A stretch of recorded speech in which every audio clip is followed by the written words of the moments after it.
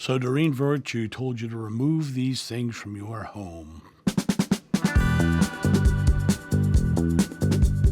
Hey guys, it's John. I'm here in the studio making videos so that you'll have them while I'm away. I got this message from one of the commenters, and I want to read it. And I want to preface this by saying I am not bashing Doreen Virtue. Every time I mention somebody in a video, someone says I'm bashing them or I'm hurting them or whatever. Everyone has their own personal journey and they can live it. My issue is when people tell you what they have to do. Now, the only thing I ever say we all have to do is love one another. But, if you're being hateful or harmful or fearful, then I believe that you're on the wrong path. But that's your choice to be that way, and you're going to live the benefits of that. Let's talk about this comment, though. She says, John, I just watched a video with Doreen Virtue on things you have to remove from your home. I would have loved to comment, but amazingly, her comments are turned off. I'm shocked at the ego preaching to others now. What you think on this, people would love to hear. Beautiful person. Oh, thanks. So let's talk about this. Let's first of all talk about Doreen. Doreen was an amazing guru of the New Age, but I didn't believe her stuff even when she did that stuff. I felt she was preaching love, but then she was making millions of dollars selling products and I think everything came about the products. She tells everybody now to burn her products, but she still sells them on Amazon and lives in a multi-million-dollar house. So that's the one element you need to consider, the hypocrisy of telling people not to follow those things, but still living off the money of them. So that's the one thing you have to think about.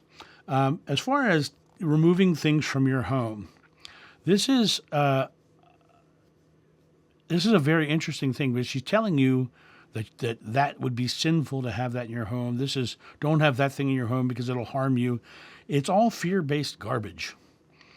She's dictating fear to you, which is the issue that I have with, if she wants to go down the Christianity route, and she wants to have that experience of living in it with a fearful, judgmental, and to quote the Bible, jealous and vengeful God, then that's her choice.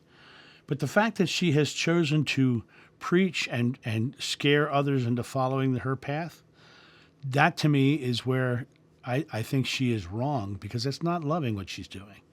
To tell people they can't have things in their home is literally dictating how somebody else is supposed to live.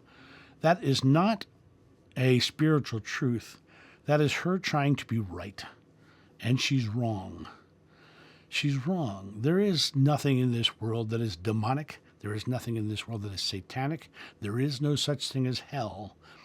Just do your historical research, and that's easily found to be true. The Gehenna, Hades, all those things, they're all wrong. There is no infallible Bible. The Bible says Judas died in two different ways. The Bible says God is love, and yet God sent 3 bears to kill 42 children because they made fun of a bald man. It's not loving. It's vengeful and fearful and angry, right? The concept that she is doing here is to put herself in a higher power to tell you what you can and can't do. This is about control. This has nothing to do with God or love or anything else. And I know full well that I'll get people telling me I'm going to burn in hell for saying anything against her. That's not because of her. That's because of the people that have fallen into that cult of her Christianity have to be right, and everybody else has to be wrong. And they say they'll pray for me and all those things, but they're telling you that you can't keep things in your house, that you have to remove certain things from your house. Well, she would love to see my bookshelf over there where I have a whole collection of Shakespeare collections. I also have a human skull, not a real one, but a complete mock-up of one, because that's my Yorick from Hamlet, right? But I would love to put that skull up in the back of a video somewhere so someone would go, oh my God, it's demonic, that human skull. It's made of resin. It's not real. But, alas, poor Yorick, I knew him, Horatio, a fellow of infinite wit, of excellent fancy.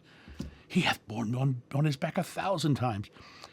That whole Yorick speech is about this beautiful, loving jester guy, and how much fun he had with them, and you know he set the table to roar and laughter.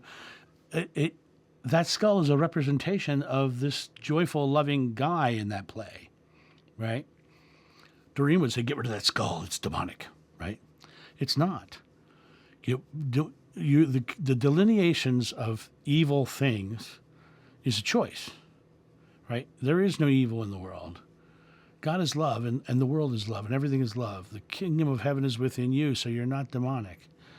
And when I see someone like Doreen Virtue pushing these demonic, satanic, hardcore Christian beliefs, when it's not what he taught, love one another. He never said anything about you can't have these things in your house. That's this belief system that she's created. To be right, to be powerful, to be above you. She's literally living into scaring people to believe what she believes. I don't care what she believes, but scaring people is wrong. And telling people what they have to do is wrong. Because it's not truth. Truth is found within the individual. Each person will live their own way, their own truth, and their own life. And the more they exhale and release all of these doctrines and dogmas and rituals and fear-based garbage and come back to that place. I'm a little angry at this one because it annoys me when people scare people. It bothers me when people scare people. There's no reason to scare. Though I walk through the valley of the shadow of death, I shall fear no evil. The Buddha said the secret to enlightenment is the eradication of fear. What she's doing is keeping people in fear. And it bothers me because it's not loving. It's the antithesis of love. It's the complete opposite of love. It is the accuser. What's the accuser? Translate to the devil. Fear is the devil, if there is one. There isn't a physical devil.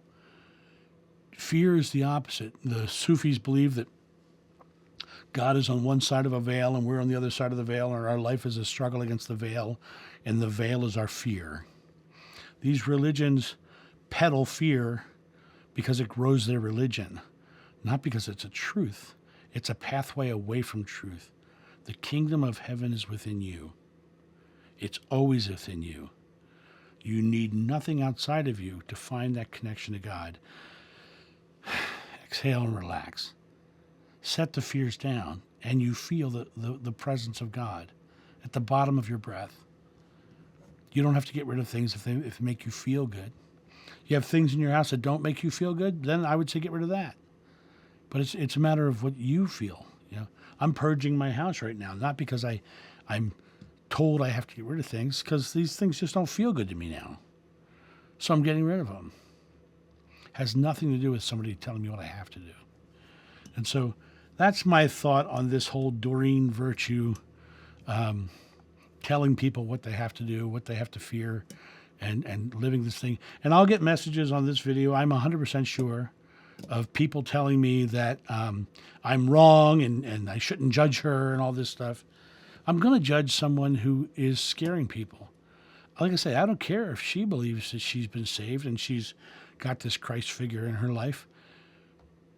But to scare others, to manipulate others, to stand above them and say you have to empty your house, that's vanity. That's greed.